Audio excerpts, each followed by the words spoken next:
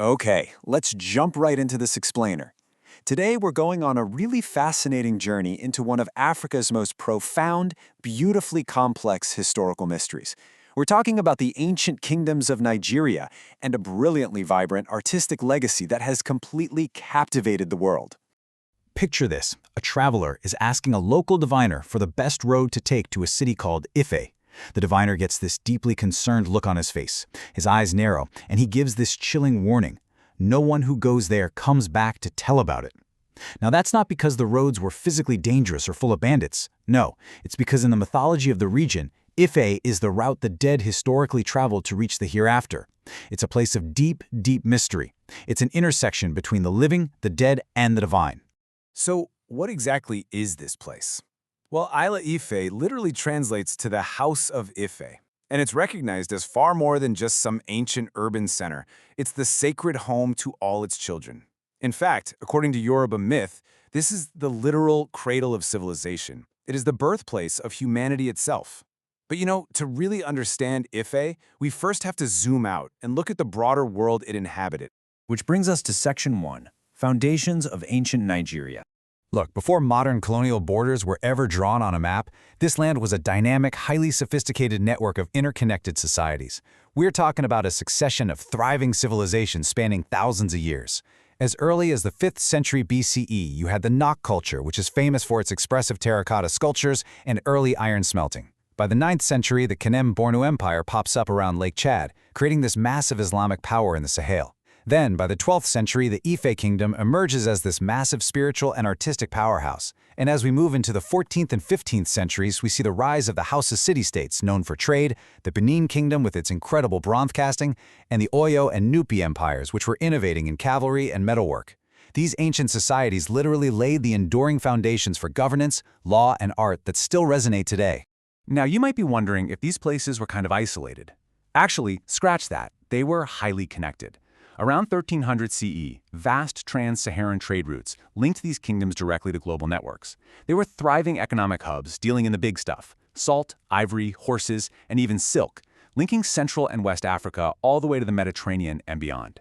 And Ife itself was a major player in this massive global trading network, which gave its rulers some very unique associations with wealth, secrecy, and absolute power. Okay, moving right along to Section 2, the mystique of Isla Ife.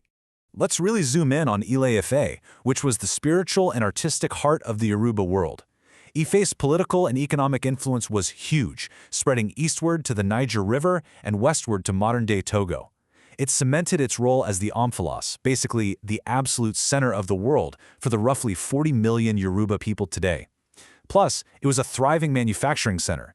They were producing these famous, beautiful, translucent blue-green glass beads that were traded as far away as Mali and Mauritania. But to truly grasp the mystique of this place, you've got to hear their creation myth. According to tradition, the high god sent the sky god, Obatala, to create the earth. But Obatala stopped for a drink of palm wine and, well, fell asleep. Seeing this, his younger brother Odudua took the soil they were given for the task, poured it onto the primeval waters, and placed a very specific helper right on top: a five-toed chicken. The chicken scratched and scattered the soil in 4 directions to form the earth, and the exact spot where that chicken stood, bam, that became Ile Ife. Let's dive into Section 3, Art Born from Tragedy. So I want you to think about something for a second. How exactly does a broken society heal? According to oral traditions, early Ife suffered a deeply, deeply traumatic civil war that tore families and neighborhoods apart. This conflict was so severe it was actually remembered in their myths as a punishment of massive floods brought by the thunder god. How does a civilization even begin to recover its identity after that level of devastation? There's this incredibly profound Igbo proverb that hits the nail right on the head here. It goes, "The chicken captured by the hawk knows that the hawk will kill it, but it still cries out, not to be saved, but so that everyone knows what happened to it." It's just a brilliant metaphor for why Ife's incredible art was created in the first place. It was meant to publicize tragedy, to remember the protagonists of the conflict, and to serve as this visual anchor to mend a fractured society and promote lasting peace. Enter King Obalufon II. He's a totally central figure in this era of recovery. The guy was a survivor. Oral traditions say he was actually forced from the throne, but eventually returned to power to restore peace. He is remembered today as the patron deity of copper casting, and his life-size copper mask was kept in the palace for centuries, serving as a really powerful, tangible symbol of political and social recovery. To actually achieve this healing, these ancient artists developed a highly specific aesthetic, idealized naturalism. In stark contrast to the absolute ugliness of a civil war, they created these finely modeled human faces in brass, copper, and terracotta that achieved breathtaking visual perfection. This wasn't just art for the sake of art, you know? The serene beauty and physical resemblance were deliberately used to equilibrate a fractured society, visibly anchoring the new dynasty and calming the collective trauma. And this drive for reconciliation spurred an incredible amount of variety and technical mastery. You have these diverse terracotta heads, each with unique headdresses and facial markings representing different individuals and social roles, alongside incredibly complex works like the seated copper figure from Tada. The challenge of post-war recovery literally pushed these artists to new heights of creativity. They made their materials and techniques respond to the urgent need for a unified identity. Which brings us to our final part today, Section 4, the battle for legacy. Fast forward to the modern era, and we see that these ancient healing artifacts have faced a totally new kind of risk. Historically, safekeeping was managed by the Uni of Ife, their spiritual custodian. For about 700 years, local families had this highly successful system for preserving the art, burying items at sacred sites, and only retrieving them for yearly rituals.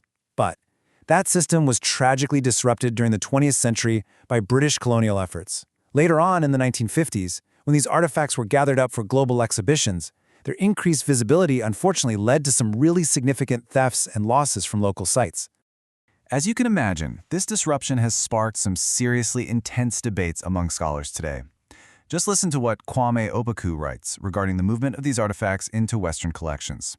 Are major African art exhibitions only for the Western world? There should be reciprocity, mutual respect, and a balance of interests. It's a really important perspective on just how vulnerable cultural resources are when they step onto the global stage. But here's the thing you absolutely have to remember. Despite historical conflicts and modern losses, Ile-Ife is not just an archaeological memory. It remains a vibrant, living city today with over 350,000 residents. The ancient shrines, the groves, the archaeological sites, they physically intertwine with modern roads, gas stations, and hospitals. Lineage families still interact with these sites today. The ancient past and the modern present are quite literally living side by side. So, we've seen how this incredible art was used to heal a broken world centuries ago. But today, as so many of these ancient masterpieces sit in collections far, far from their home, it really begs a huge question. What is the future of preserving the physical and spiritual roots of human history? It's definitely something to think about.